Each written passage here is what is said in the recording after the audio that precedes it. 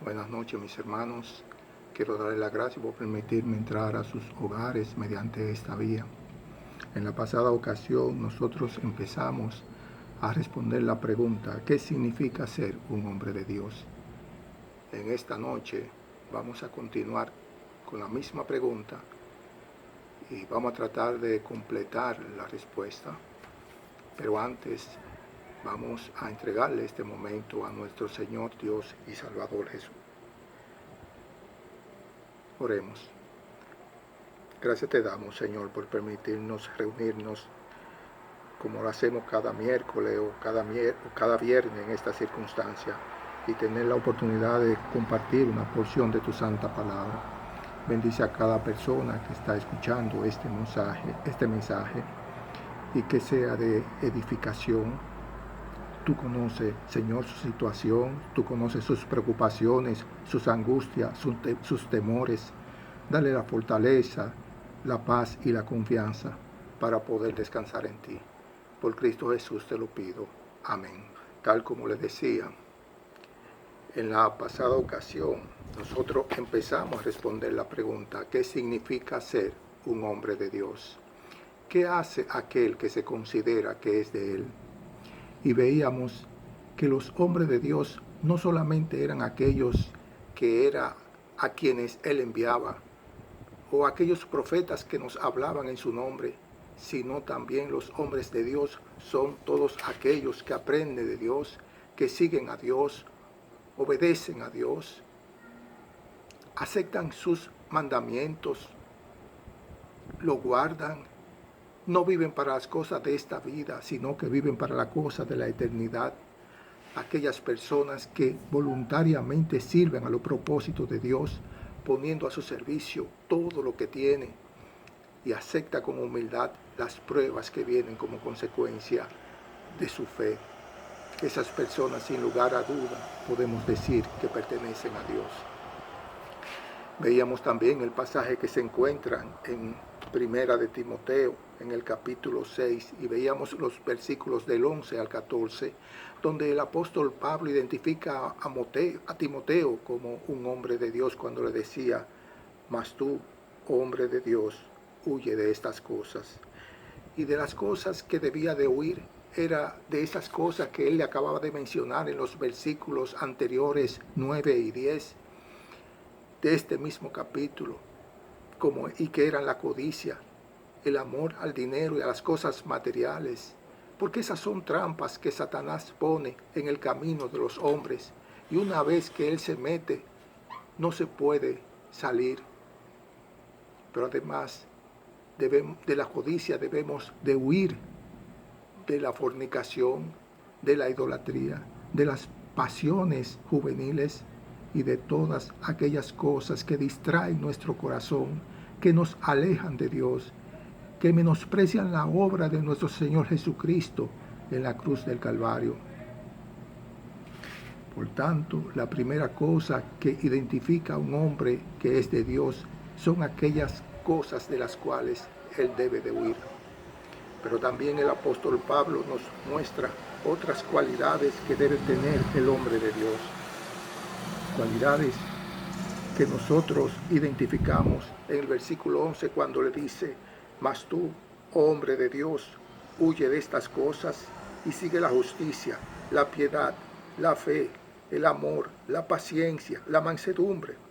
Pelea la buena batalla de la fe, echa mano de la vida eterna, a la cual asimismo fuiste llamado, habiendo hecho la buena profesión delante de muchos testigos.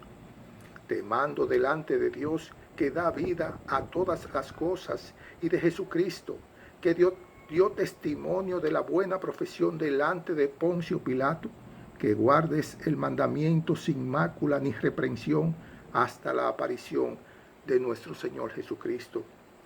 El Señor bendiga su santa y bendita palabra.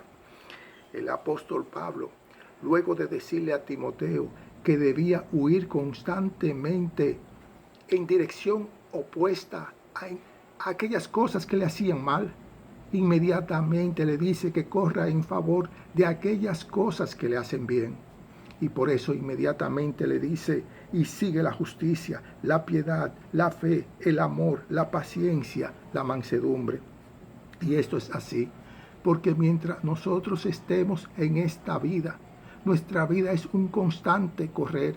Si dejamos huir de lo malo nos va a alcanzar.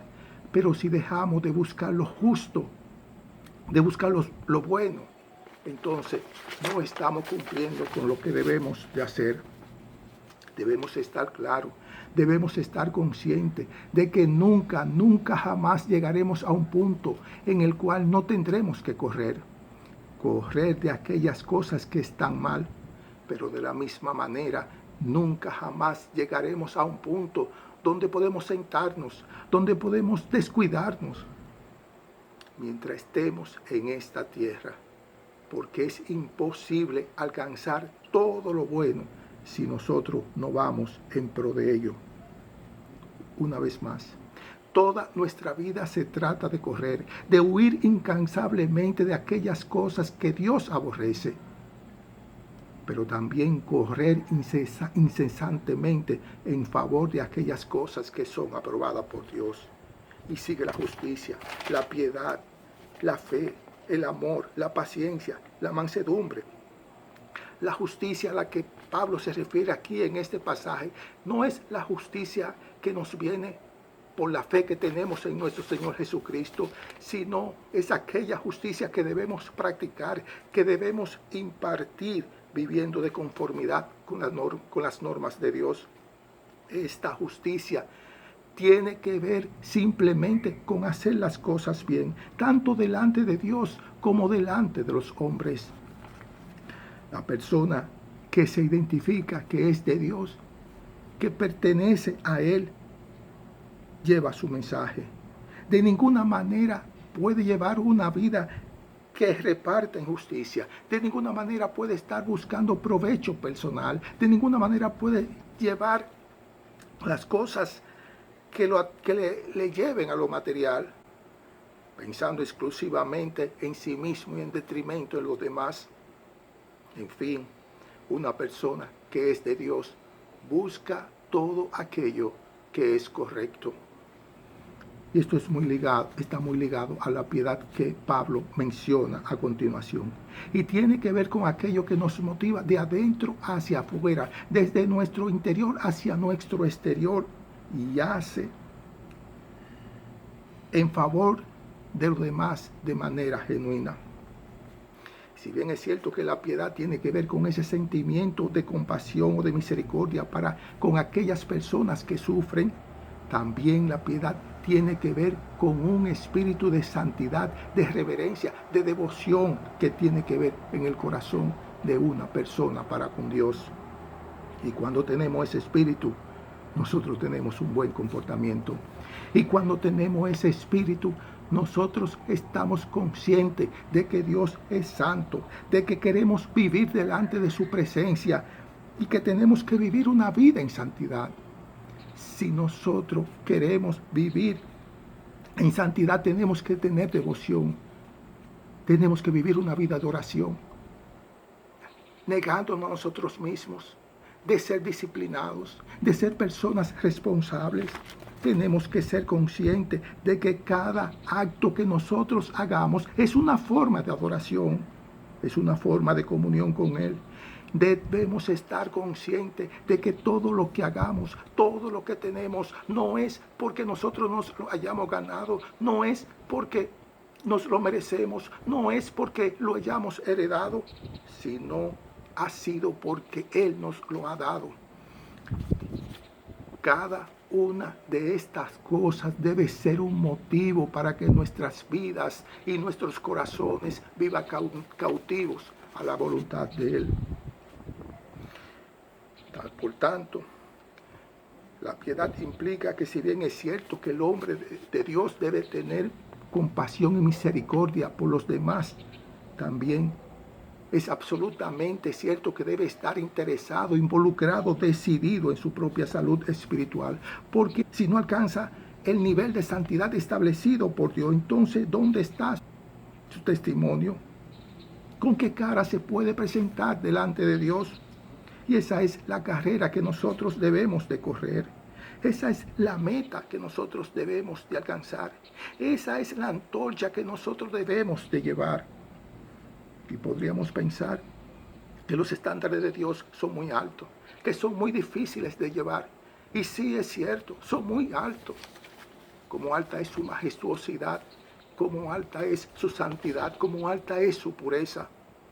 Pero también debemos reconocer de la misma manera que altísimo es su amor y altísima es su misericordia. Porque Él conoce todas nuestras debilidades, Él conoce todas nuestras luchas y por eso Él nos manda un intercesor y abogado tenemos en Cristo. Pablo también menciona dos virtudes que debe tener, que estar presente en la vida de todo creyente que se considera que es de Dios. Y esta es la fe y el amor. La fe significa tener una fe confiada totalmente en Dios, confiada en su persona, confiada en su poder, confiada en sus propósitos, confiada en su provisión. Fe es una vida con una confianza inamovible en aquel que es soberano, en aquel que siempre es fiel, en aquel que siempre cumple su promesa y que siempre estará atento a cada una de las necesidades de todo aquel que pertenece a Él. El apóstol Pablo nos habla en 1 Corintios 13:13 acerca de la fe, la esperanza y el amor. Y nos dice que el mayor de ellos es el amor. Sin fe nosotros no podemos agradar a Dios, pero sin amor nosotros no somos nada. La fe nos ayuda a mantenernos firmes, de pie, en cualquier circunstancia. Por la fe nosotros alcanzamos la salvación, pero sin el amor de Dios para con la humanidad, hubiese sido imposible que Jesucristo se ofreciera por cada uno de nosotros. Por tanto, de la misma manera y unida a esa fe, nosotros debemos aprender de ese amor ágape, de ese amor genuino, de ese amor sin restricciones, de ese amor espontáneo, de ese amor que no hace diferencia entre personas. Un amor que incluye a todos los hombres, sean cristianos o no lo sean, pero más que nada y por sobre todas las cosas, y primeramente ese amor a Dios, tal como nuestro Señor Jesucristo nos enseña en Mateo 22, 27 al 39, cuando nos dice aquel gran mandamiento: amarás al Señor tu Dios con todo tu corazón, con toda tu alma y con toda tu mente. Y luego sigue diciendo: y a tu prójimo como a ti mismo. El amor de Dios es tan profundo que ama a todos los que son de Él. Y por eso le duele de gran manera cuando uno de los suyos se aleja de Él, o peca, o mancilla el nombre de Él. El apóstol Pablo sigue mencionando a la paciencia y a la mansedumbre. ¿Y saben algo? La paciencia es una virtud. Una persona con paciencia puede lograr cualquier cosa que se proponga. Y es bueno aclarar que la verdadera paciencia a la que Pablo aquí se refiere no es una resignación pasiva de que todo ya está perdido. La verdadera paciencia a la que él se refiere aquí es una paciencia activa, es una inalterable espera en el Señor, sabiendo que Él se encuentra en medio de que, aunque se encuentra en medio de duras pruebas, mantiene una resistencia y una confianza inquebrantable, porque sabe que saldrá adelante y saldrá victorioso y triunfante. Se refiere a aquella verdadera paciencia que nos da paz y tranquilidad, porque sabe que todo lo que sucede está bajo su control. Pero también el apóstol Pablo nos dice que el hombre de Dios debe procurar la mansedumbre. Una persona que es mansa, es dócil.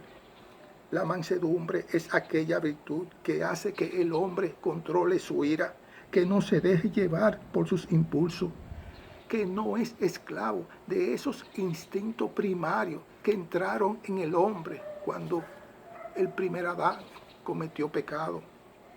Un hombre manso puede sentirse identificado con una causa verdaderamente justa y cree que debe hacer algo en favor de esa causa. Sin embargo, reconoce que él por sí mismo no hace ninguna contribución, no marca la diferencia, no puede lograr ningún tipo de éxito si Dios aún no le ha dado el visto bueno. En fin, todo hombre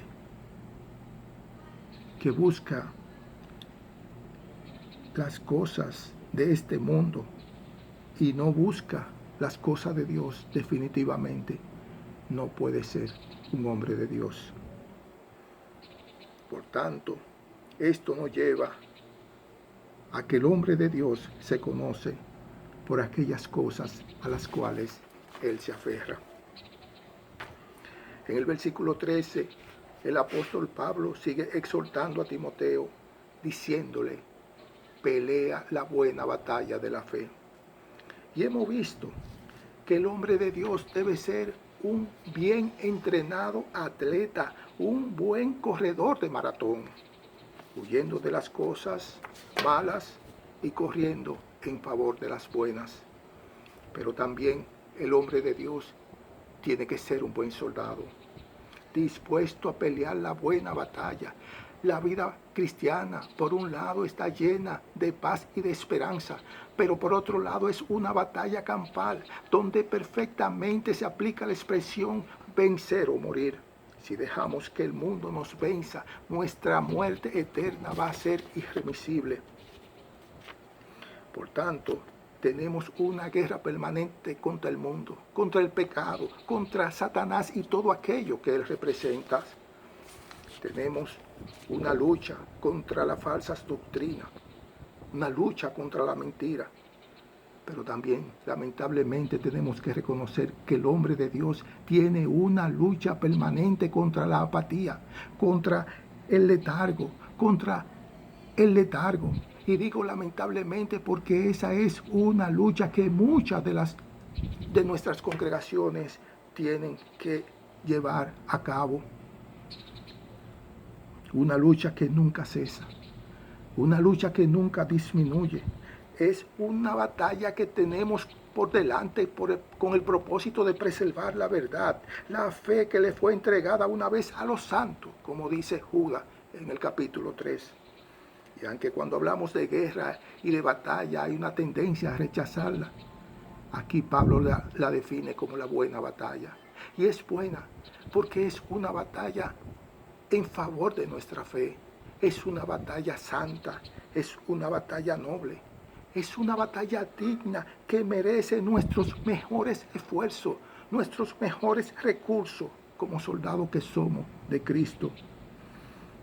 Pelea la buena batalla de la fe, echa mano de la vida eterna, a la cual asimismo fuiste llamado, habiendo hecho la buena profesión delante de muchos testigos. Por tanto, el hombre de Dios también es conocido por aquellas cosas por las cuales él lucha.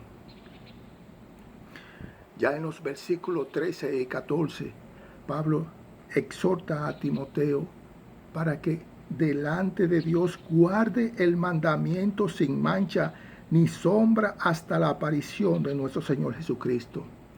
Le dice: te mando delante de Dios que da vida a todas las cosas y de Jesucristo, que dio testimonio de la buena profesión delante de Poncio Pilato, que guardes el mandamiento sin mácula ni reprensión hasta la aparición de nuestro Señor Jesucristo.